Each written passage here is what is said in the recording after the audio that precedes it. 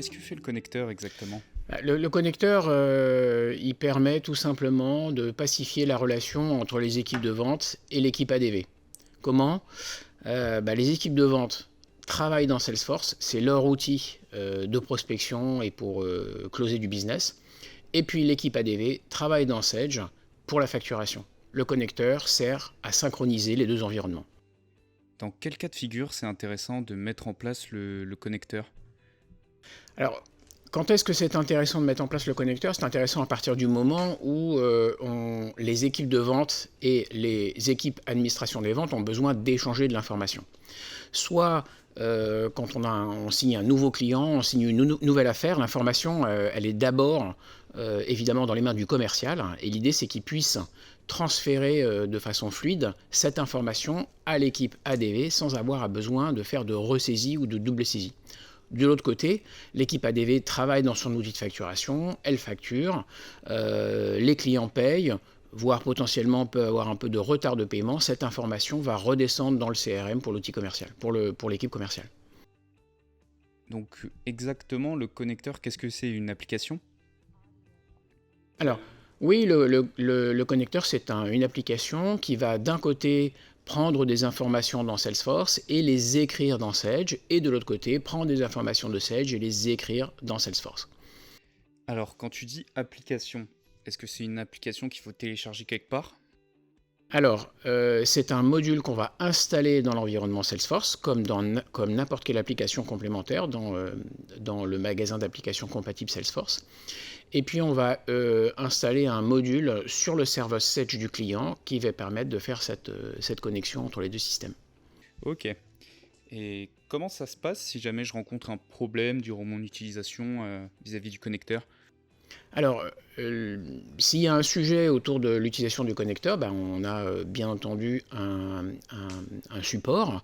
On a également une base de connaissances qui vous permet de résoudre une bonne partie des questions auxquelles vous vous posez.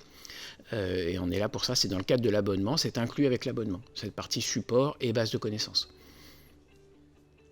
Donc ça veut dire que j'aurai quelqu'un à ma disposition tant que je paye l'abonnement si jamais je rencontre un problème.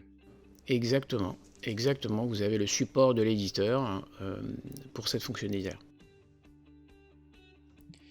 Du coup, le connecteur, en fait, il permet de transférer des informations de Sage à Salesforce. Alors, oui, c'est une partie du connecteur, mais il y a aussi l'autre partie, transférer des informations de Salesforce à Sage. Imaginons une société qui démarre, qui n'a encore facturé aucun client, qui n'a encore aucun client. Tout le travail de prospection se fait dans Salesforce. Je crée des prospects, je crée des opportunités, et puis j'arrive à convaincre un nouveau client. Eh bien, depuis Salesforce, je vais pouvoir, depuis mon compte nouvellement client, créer un compte de tiers dans Sage de façon automatique ou manuelle, et puis je vais envoyer cette opportunité avec ces lignes d'opportunité pour que ça devienne un bon de commande dans Sage. Donc ça, c'est le premier sens, Salesforce vers Sage. Dans un deuxième temps, dans Sage, ce bon de commande, il va être en bon de livraison, il va être facturé, il va faire une facture comptabilisée.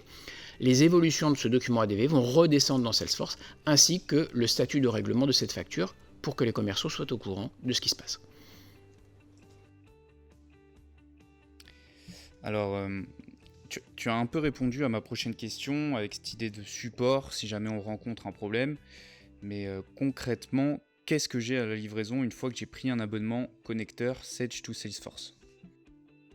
Alors, ça c'est un point important. Effectivement, en fait, au moment où on installe et on paramètre ce connecteur, c'est une discussion qu'on a ensemble sur les échanges d'informations que tu souhaites faire entre Salesforce et Sage.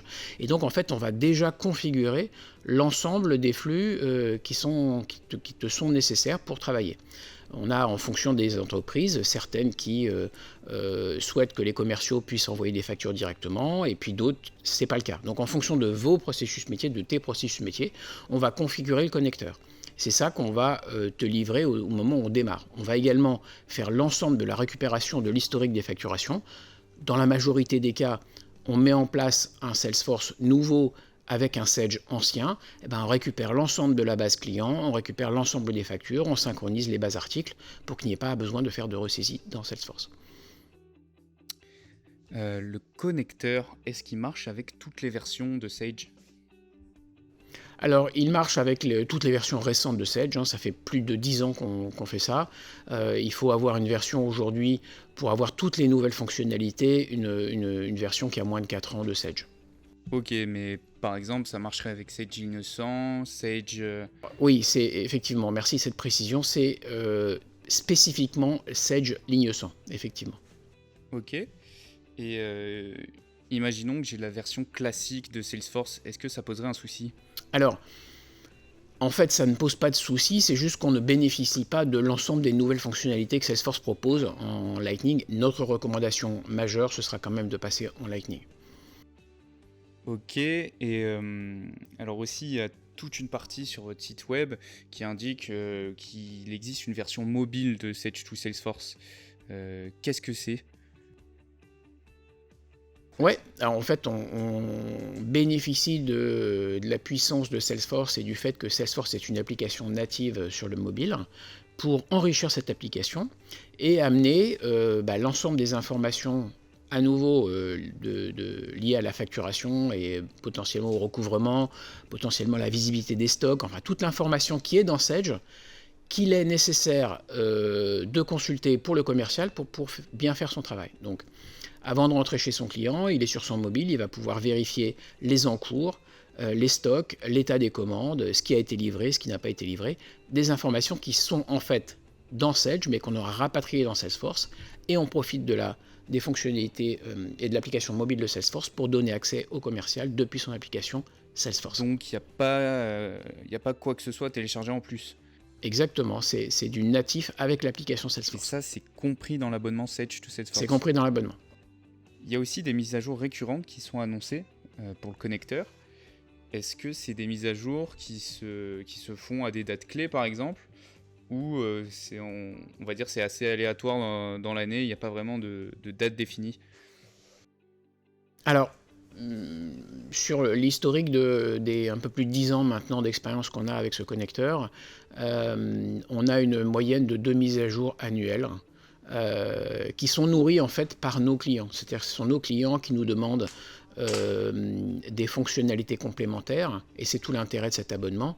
C'est-à-dire que quand on va mettre en place des fonctionnalités additionnelles pour un client, l'ensemble des autres clients, s'ils en ont besoin, peuvent en profiter.